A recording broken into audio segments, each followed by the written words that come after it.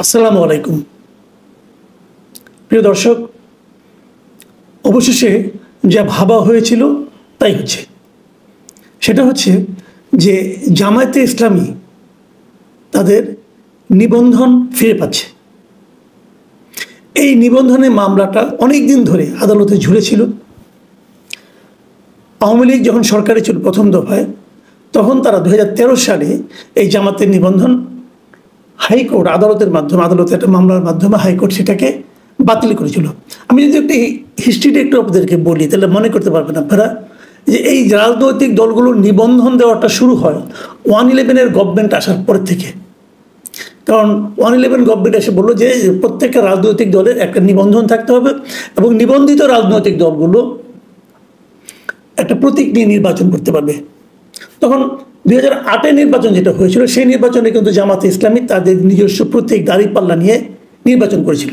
কিন্তু 2009 সালে এসে এই তরিকত ফেডারেশনের মহাসচিব তৎকালীন এবং তার সঙ্গে আরও প্রায় 20-25 জন ইসলামী ভাবধারার দলের নেতৃবৃন্দ হাইকোর্টে একটা রিট করে যে জামাতের নিবন্ধন পাওয়ার যোগ্য না, কারণ জামাতের অনেক কিছুই আমাদের সংবিধানের সঙ্গে সাংঘর্ষিক, আরপিওর সঙ্গে সাংঘর্ষিক, এরকম অনেক কিছু তারা বলেছে। এবং সেই প্রেক্ষিতে জামাত কিন্তু তখন তাদের নামও পরিবর্তন করেছিল। আগে এই দলটির নাম ছিল জামায়াতে ইসলামী বাংলাদেশ, পরে নাম চেঞ্জ করে তারা বলেছে যে বাংলাদেশ জামায়াতে ইসলামী। তারা কিন্তু নামও পরিবর্তন করেছিল, কিন্তু তাতেও শেষ রক্ষা হয়নি। 2013 সালে হাইকোর্ট 1 আগস্ট 2013 সালের 1 আগস্ট হাইকোর্ট জামাতের নিবন্ধনকে অবৈধ ঘোষণা করে। এই অবৈধ ঘোষণা করার পর তারপরে তারা আপিল করে, অমুক করে তমুক, এত বছর পরে, সেই 2013 সাল আর 2025 সাল, 12 বছর পরে এখন আপিল বিভাগ আজকে মানে 1 জুন 2025 আজকে জামাতকে নিবন্ধন ফিরিয়ে দেওয়ার জন্য আদেশ দিয়েছে। এখন এই আদেশের লিখিত কপি নির্বাচন কমিশনে যাবে, যাওয়ার পর জামাত তার নিবন্ধন ফেরত পেয়ে যাবে। তাহলে জামাত তখন হবে নিবন্ধিত দল। বাংলাদেশে নিবন্ধিত দলের সংখ্যা হলো 50টা। তো এই 50টা হলে জামাত আসলে পরে 51 নম্বর দল তারা হবে নিবন্ধিত হিসাবে। এটি হলো মূল ঘটনা। এখন এর মধ্যে কিন্তু আরও অনেক কিছু ঘটনা আছে। কি, জামাতকে যখন নিবন্ধন বাতিল করা হয় তখন কিন্তু তার প্রতীকটাকে বাদ দেওয়া হয় না। প্রতীক কিন্তু তখনও ছিল দাঁড়িপাল্লা নামের প্রতীক ছিল। তো এই প্রতীকটা বাদ দেওয়া হয় আরও কয়েক বছর পরে। সেটা হলো যে 2016 সালে। কেন বাদ দেওয়া হয়? সেটা বাদ দেওয়া হওয়ার পেছনে কিন্তু আপনার এই উচ্চ আদালতের, হাইকোর্টের একটা ভূমিকা আছে। হাইকোর্টের ভূমিকা এরকম, হাইকোর্ট সুপ্রিম কোর্টের একটা ভূমিকা আছে বলবো। সুপ্রিম কোর্টের ভূমিকাটা এভাবে যে সুপ্রিম কোর্টের উভয় বিভাগের বিচারকরা তাদের উপস্থিতিতে একটা ফুল কোর্ট সভা হয়। সেই সভায় সর্বসম্মতক্রমে একটা সিদ্ধান্ত হয় এবং তারা বলে যে দাঁড়িপাল্লা হলো ন্যায় বিচারের প্রতীক এবং এই হিসাবে সেটা সুপ্রিম কোর্টের মনোগ্রামে ব্যবহৃত হয়। আপনি এখনও দেখবেন যে সুপ্রিম কোর্টে যান, হাইকোর্টে যান, দেখবেন আপনি উপরে কিন্তু দাঁড়িপাল্লার একটা মনোগ্রামে আছে, কি ছবি আছে। তো যেহেতু এটা উচ্চ আদালতের মনোগ্রামে দাঁড়িপাল্লাটা ব্যবহৃত হচ্ছে, এটা কোনো রাজনৈতিক দল বা অন্য কোনো সংগঠনের, অন্য কোনো প্রতিষ্ঠানের প্রতীক হিসাবে থাকতে পারবে না। এই মর্মে তারা একটা প্রশাসনিক সিদ্ধান্ত নেয় এবং সেই সিদ্ধান্তটা তারা নির্বাচন কমিশনকে জানায়। জানানোর পর নির্বাচন কমিশন এই দাঁড়িপাল্লা প্রতীকটিকেই, তাদের যে সমস্ত প্রতীকের তালিকা আছে, এখন পর্যন্ত তালিকা আছে 75টা। এই 75টার মধ্যে 50টা হলো রাজনৈতিক দলের জন্য, নিবন্ধিত রাজনৈতিক দলের জন্য, আর 25টা হলো স্বতন্ত্র প্রার্থীদের জন্য। তো তারা কিন্তু তখনই এই দাঁড়িপাল্লাকে তাদের প্রতীকের তালিকা থেকে বাদ দেয়। বাদ দেওয়ার ফলে এখন যে 75টা প্রতীক আছে তাদের, সেখানে কিন্তু দাঁড়িপাল্লা নাই। এখন যখন দাঁড়িপাল্লাই নাই, নতুন যত রাজনৈতিক দল হচ্ছে তাদেরকে কিন্তু 75টা থেকে একটাকে বেছে নিতে হয়। এখন জামাতকে তাহলে ওখান থেকে বেছে নিতে হবে। এখন জামাত যেখান থেকে বেছে নেবে সেখানে কিন্তু দাঁড়িপাল্লা নাই, কিন্তু দাঁড়িপাল্লাকে আগেই সরিয়ে দেওয়া হয়েছে ওই হাইকোর্টের প্রশাসনিক, সুপ্রিম কোর্টের ওই প্রশাসনিক সিদ্ধান্তের কারণে। এখন জামাতকে কি তার দাঁড়িপাল্লা ফেরত দেওয়া হবে? দিলে কিভাবে দেবেন? কোন আইনে দেবেন? নতুন করে কি দাঁড়িপাল্লাকে প্রতীকের তালিকা ঢুকানো হবে? ঢুকানো হতে পারে, কারণ অনেক প্রতীকে কিন্তু যে সমস্ত প্রতীক আছে এই প্রতীকগুলো অনেকে পছন্দ না। নতুন নতুন কিছু প্রতীক অনেকে আমাদের ঢুকাতে চাচ্ছে, আধুনিক কিছু প্রতীক আছে। তো সেই সমস্ত কারণে প্রতীক আধুনিকরণ হতেই পারে, আমি জানি না কী করা হবে শেষ পর্যন্ত। কিন্তু জামাত কিন্তু তার প্রতীক ফেরত পাবে, এটা অনেকেই বিশ্বাস করে। কেন বিশ্বাস করে? বিশ্বাস করে এই কারণে যে তারা মনে করে এই সরকারের উপর জামাতের প্রচণ্ড প্রভাব আছে, জামাত চাইলে এখন অনেক কিছু পেয়ে যায়।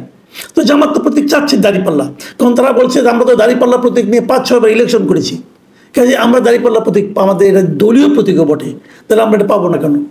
কাজে এই দাবিটা শেষ পর্যন্ত গৃহীত হতে পারে। আর তাছাড়া সুপ্রিম কোর্টের যে ফুল সভায় বিচারকদের, ওটা তো একটা প্রশাসনিক অর্ডার ছিল, ওটার কোনো আইনগত বৈধতা কতটুকু আছে এটা বলা বড় কঠিন, ওটা তো কোনো বিচারিক আদেশ নয়। সেই হিসেবে হয়তো জামাত তার প্রতীক ফেরত পেতেও পারে, কিন্তু এই বিরোধটা রয়ে গেছে। এখন 2-3টা প্রশ্নটা হলো যে জামাতকে যে কারণে নিবন্ধন বাতিল করা হয়েছিল, জামাতকে কিন্তু নিষিদ্ধ করা হয়নি। জামাতকে নিষিদ্ধ করা হয়েছিল আওয়ামী লীগ সরকার পতনের আগে মানে 2024-এর 1 অগাস্ট একটা নির্বাহী আদেশে তাদেরকে নিষিদ্ধ করা হয়। তারপর আওয়ামী লীগ সরকারের পতন ঘটলে পর আবার একটা নির্বাহী আদেশে জামাত তাদের বৈধতা ফেরত পায়। সব কিন্তু সরকার পরিবর্তনের সঙ্গে সঙ্গে অনেক কিছু কিন্তু ঘটে যাচ্ছে। আবার যে সরকার জামাতকে তার বৈধতা ফেরত দেয়, মানে ডক্টর ইউনূসের অন্তর্বর্তীকালীন সরকার, এই সরকারই আবার আরেকটা নির্বাহী আদেশে আওয়ামী লীগের রাজনৈতিক কর্মকাণ্ড নিষিদ্ধ ঘোষণা করে, ওটাও নির্বাহী আদেশে। তো এবং এই নিষিদ্ধ করার পরে নির্বাচন কমিশন আবার আওয়ামী লীগের নিবন্ধনকে স্থগিত করে। এই জিনিসটা আবার আমি বুঝি না, ঠিক মতো বুঝি না। কেন যে নির্বাচন কমিশনের কোনো রাজনৈতিক দলের নিবন্ধন স্থগিত করার কোনো বিধান আমি খুঁজে পাইনি আরপিওতে। আমি যতটুকু পড়েছি ওখানে হয় আপনি একটা রাজনৈতিক দলের নিবন্ধন গ্রহণ করবেন অথবা বাতিল করবেন, কিন্তু স্থগিত করার কোনো অপশন আছে আমি দেখিনি। তো কোন ধারা বলে, কোন আইনে নির্বাচন কমিশন স্থগিত করার সিদ্ধান্ত নিল এটা আমি বলতে পারবো না। হয়তো আমার জ্ঞানের ঘাটতি আছে, যদি কেউ আমাকে বলে দেন আমি আমার উপকার হবে আর কি। যাই হোক, মানে আমি একটু হাসলাম এই কারণে, এই যে নিষিদ্ধ হওয়া, আবার নিষিদ্ধ বৈধতা ফিরিয়ে দেওয়া, আবার আরেকজনকে মানে রাজনৈতিক কর্মকাণ্ড নিষিদ্ধ করা, আবার তাদেরকে বিচার করা। আওয়ামী লীগকে কিন্তু বিচার করা হবে কেন? আওয়ামী লীগ 24-এ গণহত্যা চালিয়েছিল, মানবতা বিরোধী অপরাধ করেছিল, অবশ্যই বিচার হতেই পারে। তাহলে জামাত যে 1971 সালে মানবতা বিরোধী অপরাধ করেছিল তার বিচার হবে না? এই প্রশ্ন আবার কেউ করে না, কারণ এই প্রশ্ন করা নিষেধ মানে কি, মানে কোনো আইন করে নিষেধ নয়, বাট এটা যে পরিস্থিতি চলছে সবাই জানে এই প্রশ্নটা করলে ঝামেলা হতে পারে, এই প্রশ্নটা আবার কেউ করে না। তো যদি করতো, যদি আইন প্রকৃতপক্ষে সবার জন্য সমান হতো, তাহলে কি হতো?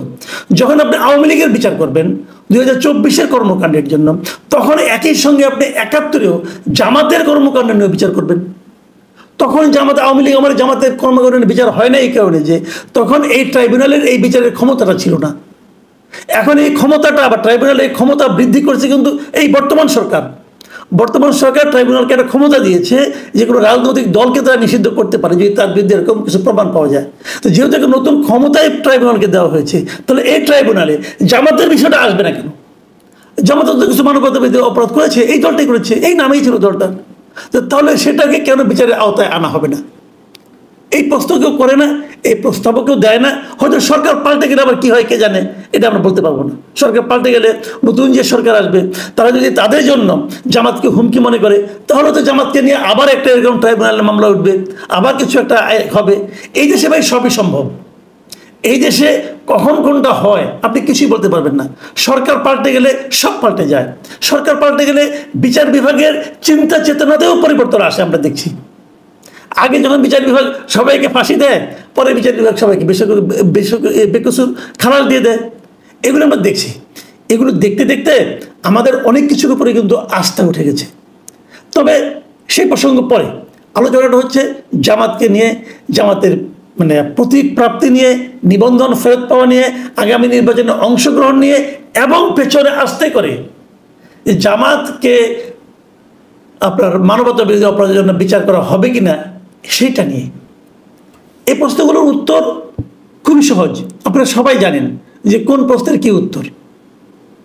কাজে নতুন করে সেগুলো উচ্চারণ করলাম না। কখন কি হবে সেগুলো আপনারা সব জানেন। দেশ এভাবেই চলছে।